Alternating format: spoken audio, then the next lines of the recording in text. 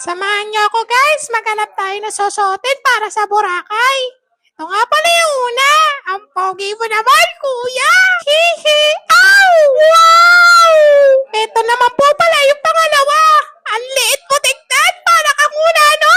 Wow! Kahit ang liit ko tignan, ang payat ko naman, kaya okay na yan. Pwede na yan tumuturo ka pa yan. Pogi ka ba, boy? Nagustuhan ko to kasi para talaga akong payat.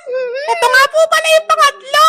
Ang taba mo na, ang liit mo pa tignan. Unanong botyog ka, garapata ka ba, boy? Ay, maganda to kasi puti siya. Ang linis ko tignan. Kahit paano, hindi tayo mabaho amoyin.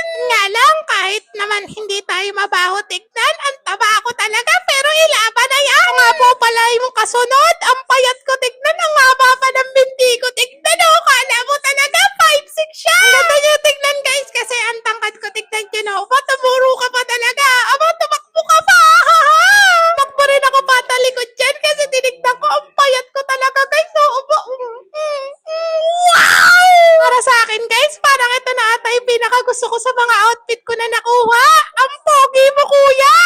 Wow! Ano naman pupunta?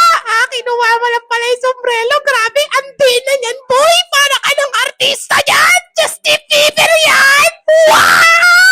Naman guys, yung panghuli kong outfit guys, napakaganda niya tignan kasi ang payat ko, black pa yung suot mo. Aba, naglakad ko ba talaga? Wow! Ayaw lang ako dyan guys, para kung sakali mapunta sa club, hindi ako mukhang nakatignan. Wow! Ito na po pala yung pinakalas kong outfit. Ayan kala mo si John Cena. At tapak mo, vendor ka ba ng style? Ayan lang naman guys, yung mga outfit ko. Sana nagustuhan nyo, kahit mukhang maasip ng panghuli. Tumatagilid ka pa talaga, kadiri ka! So dahil wala ako nagustuhan, kaya bumaba na lang po ako. Maraming salamat po sa panonood.